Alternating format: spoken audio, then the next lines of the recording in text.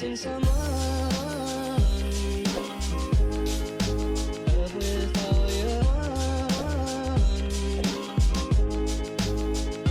Missing someone. Love with heart.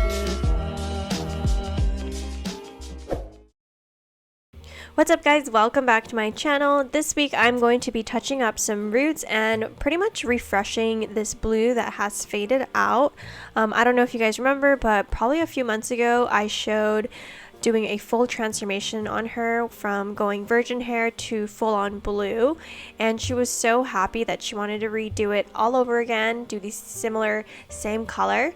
So her roots are a little bit longer than the standard root retouch, so I'm going to show you how I like to tackle roots that are a little bit longer. I say it's a little bit longer because typically a client who is a normal bleach and tone should be coming in every, I would say, 4 to 6 weeks, but this is probably, I want to say, closer to 3 months of regrowth. So she does have a longer regrowth, so I am going in and touching up the regrowth that is a bit longer.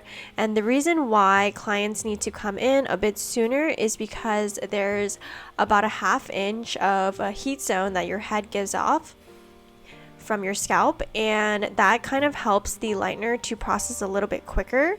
So anything that is an inch from the scalp usually will process a little bit quicker than everything else. But since her roots aren't super long, and I do remember that her hair lifted very well, I'm going in and just pretty much tackling it all in one go, and I'm just going to keep an eye on it, and if any parts need to be resaturated with fresh lightener to kind of even everything out, then I will do so. But I decided to just go all in just in one go because she lifts pretty well, even though she is on the darker side, and I figured if there was a band, I could go back and hit it, like I said, with some fresh lightener. So for today's products, I'm using the Pulp Bright Cream Bleach, and I'm using that with just 20 volume for the whole head. I like to mix that 1 to 1.5 with the 20 volume that Pulp Bright has. I feel like this gives it a really nice, like, creamy, thick consistency to where it's easy for me to apply it quickly and it doesn't budge or swell at all in the hair. So that is going to be really crucial, especially when we're touching up the root area. I'm being super careful not to go or overlap into the previous blonde. Also, with doing this type of application, I've opted to do more foils than cotton to kind of give me some separation from overlapping. Even though the cream bleach, I don't really have to worry about it bleeding on to the rest of the blonde. I do like to have a little bit extra insurance there to have the foil to keep everything kind of separated as I lay the hair on top of each other. So I use foil kind of because it likes to incubate the body heat, and it's going to help with some of the banding, like I said before. So on hair that is a bit longer, like the roots are longer, I like to use foil to kind of keep that body heat in, and again to help with the lightening process and getting everything even. So I put a shower cap on the back there just to kind of incubate the heat a little bit to kind of help.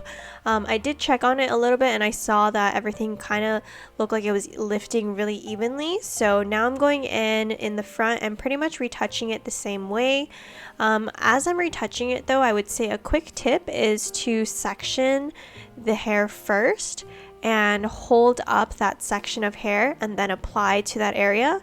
That way it makes it really easy for me to just lift and place the hair right on top of the rest, because if I were to put the lightener first on the roots and then take my brush and kind of section that out, the lightener sometimes can run through the blonde on the mids and ends, so it's good to pre-section before apply the product rather than section after you apply the product, because sectioning after applying the product can spread the product down onto those previously lightened mids and ends.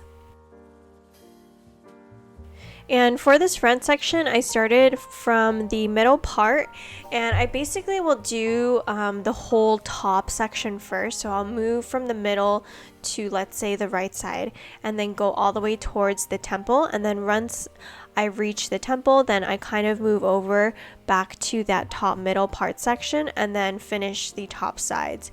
I had already finished the other side, so now I'm just going in doing my last section, which is the sides here. And I like to do the whole top before moving on to the sides whenever doing the front section, because I want the top to lift as even as possible.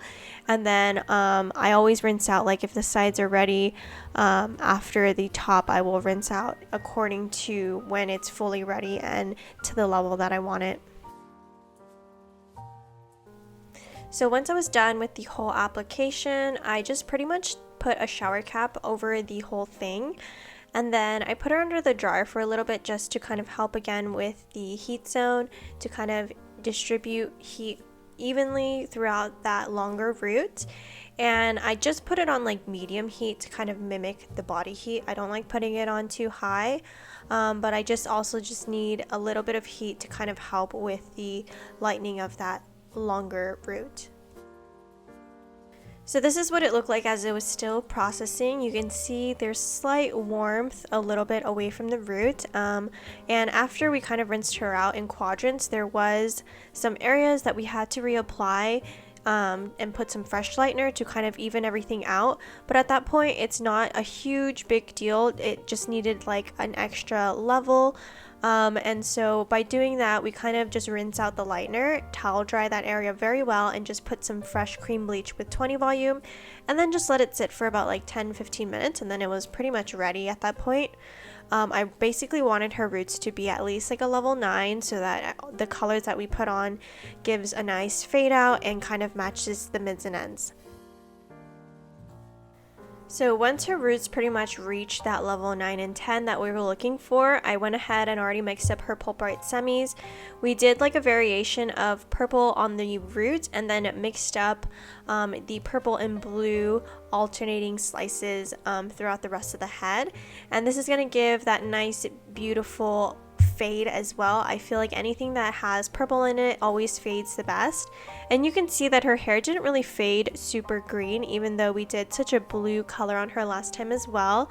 I made sure to add in a good amount of purple into the blue, enough to where it still it didn't change the color of the blue, it still looked blue, but enough to where it would fade pretty like you see on the mids and ends. I feel like it faded more on the blue side than the green side, which is really great. And so for our color palette today, we pretty much just wanted to do something very similar. So again, just like that purple on the root, and then that beautiful bright blue on the mids and ends, with alternating with a bit of purple as well. So for that application, I basically just rooted the top and then just sliced horizontally, alternating those two colors, and this is what we came up with. She loved the way that this blue just kind of pops and complements her skin tone. I feel like the blue is such a nice ocean blue, and the purple root gives it a really nice deep shadow root. So this color is pretty much going to fade out the same way that the last color did. I would say the way that she came in, so the root is going to kind of still fade out in that purple tone, and then I feel like that mid area will still fade out that bluish color and have a little bit of teal. And then next time when she comes in and ready to do her roots, we can pretty much do any other color or do the same color as well. Since these colors do tend to fade quickly, I usually tell my clients who do creative color tones to use a good sulfate-free shampoo and conditioner. So this particular client likes to use the Pulp Bright Shanghai and San Francisco, which is their moisture line of shampoo and conditioner. And her hair, when she came in for this appointment, felt super soft and super healthy, considering how much lightening we had done to her the appointment prior to this. So I really feel like investing in really good products for your hair does really help with the longevity of the color as well as the health of your hair.